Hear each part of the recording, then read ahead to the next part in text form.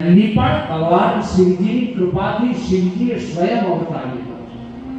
એ નંદીએ પણ લગ્ન કરેલા છે. દિવ્ય કન્યા સૂર્યસા સાથે એને લગ્ન કર્યા છે. જેમ શિવજીને 3 નેત્ર છે, નંદીને પણ 3 નેત્ર છે. ત્યારબાદ ભગવાન શિવજીએ ભૈરવના અવતાર લીધા છે. જેટલા 8 ભૈરવ થયા, એ 8 ભૈરવ ભગવાન શિવજીનો અવતાર છે. અનિષ્ટ તત્વોને દૂર કરવા માટે કાર્તક વદ આઠમના દિવસે ભૈરવનો જન્મ થયો. ભૈરવ જયંતિ આપણે મનાવીએ. યમ યમ યક્ષરૂપમ દશમી શિવદનાકરાલમ પમ પમ પમ પાપનાસ સૌરાષ્ટ્રે સિંધુ દેશે મગધપુરે કૌશલે વાકલિંગે કર્ણાટકે કોંકણે વા ભૃગુસુતનગરે. ભૃગુસુત એટલે ભરૂચ. કાંડ્યકોદ્ય સ્થિતેવા સર્વસ્માત્મા સર્વાત્માય પ્રતિમયમ પાદુક્ષેત્રપાલમ. જે ક્ષેત્રપાલ તરીકે છે શિવજીના અવતાર.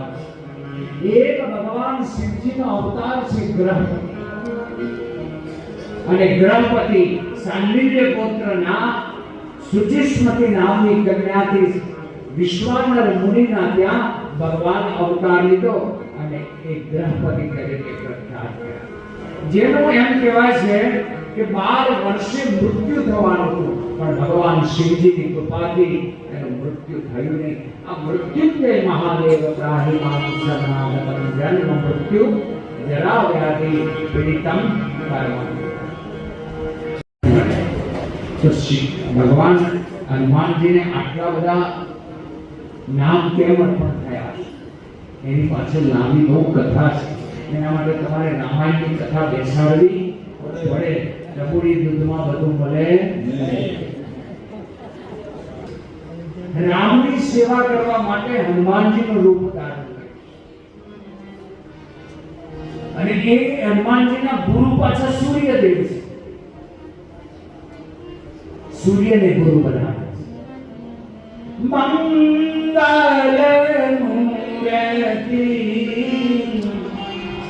મંગલ મૂર્તિ છે બીજાને પાછળ એક સંકટ મોચન છે, એક સંકટ હરણ. બેયને મોદક ભાવે. હનુમાનજીને પણ મોદક ભાવે અને ગણપતિને પણ. હનુમાનજીને એક શ્રાપ મળેલો છે કે જ્યાં સુધી તમે એની શક્તિને બિરદાવો નહીં ત્યાં સુધી એ કામ ન કરે.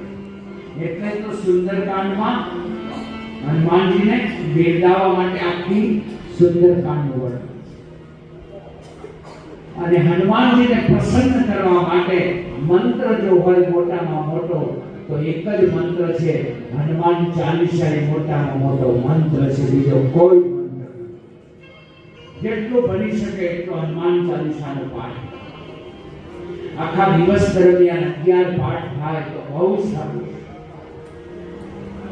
બળ, બુદ્ધિ અને વિવેક 3 વસ્તુ પ્રદાન કરવામાં આવે છે. સવારે 5 કરો, સાંજે 5 કરો, રાત્રે સૂતી વખતે કરો. 11 પાઠ થઈ. ઓફિસ જતા હોય, કામ કરતા હોય તો પણ કરી. 11 ન થાય તો 5 કરો. 5 રાક્ષસીઓએ પૂજા કરી. રાક્ષસીઓ તમે બોલો, નામ ધરી માણસ બોલો. મને તમને કલિયુગથી બચાવવા વાળો જો દેવ હોય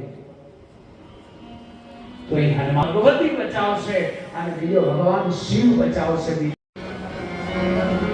કારણ કે તમારી અંદર પડ્યું છે એ કોઈ ખોલતું નથી, કોઈ તમે જોવાની કોશિશ કરતા નથી. ભરવા જાય, કોઈ અહીંયા બાધાઓ લેવા જાય, કોઈ અહીંયા જાય, કોઈ ત્યાં જાય. તમારા ઘરમાં તમે રોજ અગરબત્તી દીવો કરો છો, તમારા વડવાઓ પૂછતા આવ્યા છે, તમારી કુળદેવીને પૂછતા આવ્યા, ત્યાં તમે માથું નમાવો ને, જ્યાં ત્યાં શું કામ માથા નમાવા?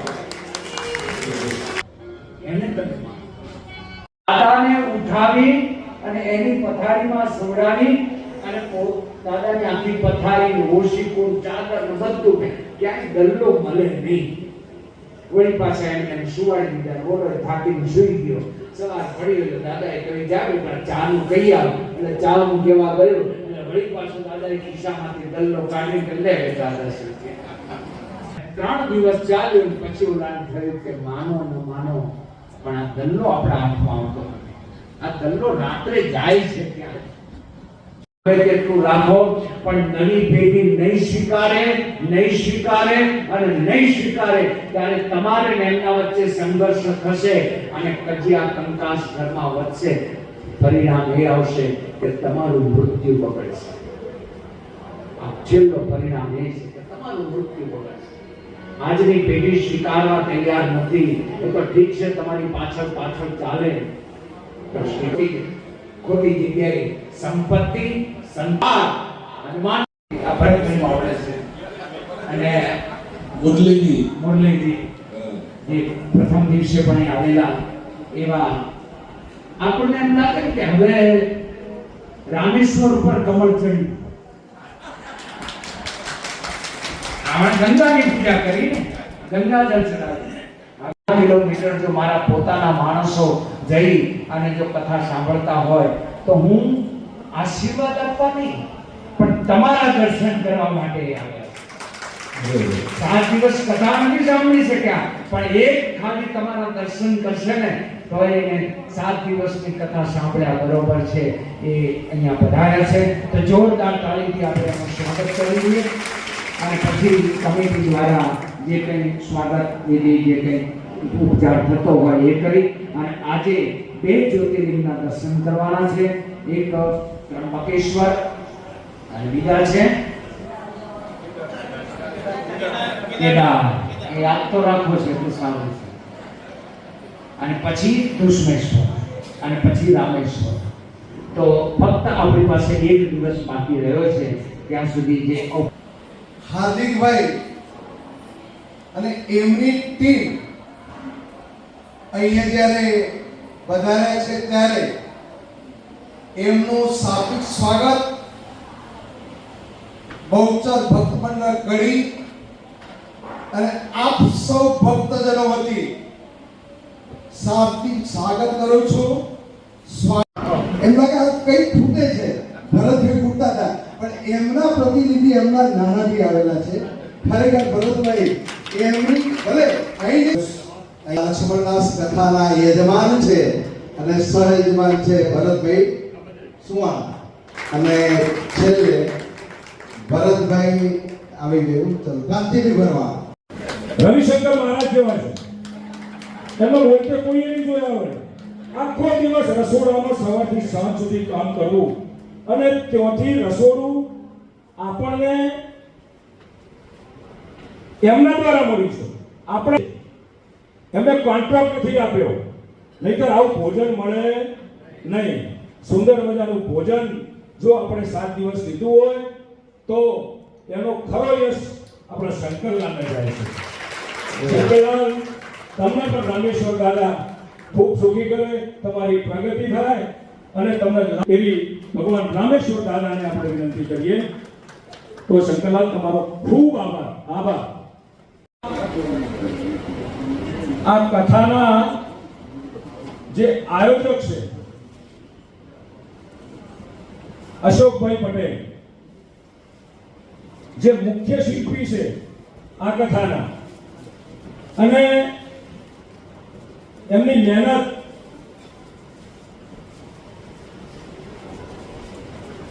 એમનો જે એટીટ્યુડ છે એ એટલો બધો સરળ છે. લોકો સાથે હળવું મળવું. કોઈને આટલામાંથી 580 જણમાંથી કોઈએ અશોકભાઈને ગરમ થતા નહીં જોયા હોય. જોયા કોઈએ? તાળી પાડો. સૌથી વધારે કામ આજે અશોકભાઈના ભાર ઉપર હતું, માથા ઉપર હતું. એમને સંપૂર્ણ રીતે અને યોગ્ય રીતે એમને આ કામ પૂર્ણ કર્યું છે. તો તો ભગવાન રામેશ્વર દાદાને આપણે વિનંતી કરીએ કે લાંબુ આયુષ્ય આપે અને ખૂબ પ્રગતિ કરે એવી આપણે રામેશ્વર દાદાને પ્રાર્થના કરીએ કે અશોકભાઈ ખૂબ ખૂબ જીવો અને આવી જ સેવા કરતા રહો. હા, અમે એમને સરપ્રાઈઝ આપીશું કારણ કે અમને ના પાડે કે અમારું સન્માન નહીં કરવાનું. અમારું કામ છે, અમારી ફરજ છે, અમારી આ સેવાનું એક કામ છે. જો આપણો સામાજિક પરિવાર છે, ઉશ્કાર્યા અને ઉશ્કેરાઈને કહ્યું કે તમે ગમે તે કરો પણ ગૌતમ ઋષિના અહલ્યાથી જતા રહે એવું કરવા. આ સમાજ અહીંથી નીકળી જાય એવું કંઈક કરો. એના ઘરે પાણી ભરવા માટે હવે વિચાર કરો કે 10,000 વર્ષનું તપ કરીને ઉભો થયા પછી પાછું 6 મહિનાનું તપ કરી અને ઋષિઓ માટે જે અક્ષય જળ લાવ્યા અને એ જ સમાજ સહન ન કરી બસ. અને એ જ ઋષિઓએ નક્કી કર્યું કે ગમે તે થાય પણ ગૌતમ ઋષિના અહલ્યાથી જતા રહેવું કરીએ. અને એના માટે વિઘ્ન નાખવા માટે ગણપતિ ભગવાનને અને ગણપતિ ભગવાનની પ્રાર્થના કરી અને ગણપતિ ભગવાન પ્રગટ થયા. કહ્યું તમે ગમે તે કરો પણ આ ગૌતમ ઋષિના અહલ્યાથી જતા રહેવું કરો. ગણપતિએ ઠપકો આપતા કહ્યું તમને શરમ નથી આવતી? તમારા માટે જેને તપ કર્યું, તમારો આ દુષ્કાળ પડ્યો છે ત્યાં જલ આપી દીધું અને તમે એની પર ઈર્ષા કરો છો, તમે એનું બુરું ચાહો છો. ઓશો રજનીશનું એક સૂત્ર છે બહુ સરસ. ઓશો રજનીશે એમ કહ્યું છે કે તમે કોઈનું પણ બુરું ચાહો ને, કોઈનું પણ બુરું ચાહો, એનું બુરું થશે એ મને તમને ખબર નથી પણ તમારા હૃદયમાં એ બુરાઈના અંકુર પહેલા સ્થપાઈ ગયા છે. એનું બુરું થાય કે ન થાય પણ સૌથી પહેલી શરૂઆત તમારાથી થઈ છે. કોઈનું ભલું ન કરી શકીએ તો કાંઈ નહીં પણ કોઈનું બુરું ન કરાય. નથી શકતા તો જીવન ઘેર કરશો માં.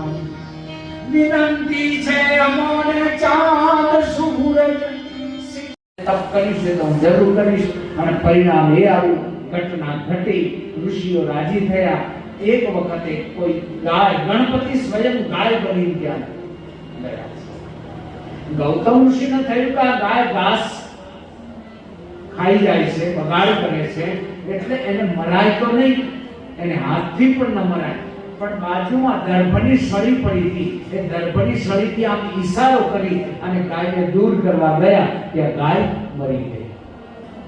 અને જેવી ગાય મરી ગઈ એટલે બધા ઋષિઓ એની પર તૂટી પડ્યા. હે ગૌતમ ઋષિ, તમે ગૌ હત્યા કરી, તમે ગૌ હત્યા કરી, તમે ગૌ હત્યા કરી. નીકળી જાઓ અહીંથી, બહાર નીકળી જાઓ. આ જુઓ સમાજ. ગૌતમ ઋષિ નીકળી ગયા અને યજ્ઞ યાગાદી કર્મથી નિવૃત્ત કરી દીધા, પિતૃ કાર્યોથી નિષ્કાર્ય કરી દીધા. આ ભદ્ર સમાજ, આ દુનિયા એ મને તમને ખબર નથી આ દુનિયા કેવી છે.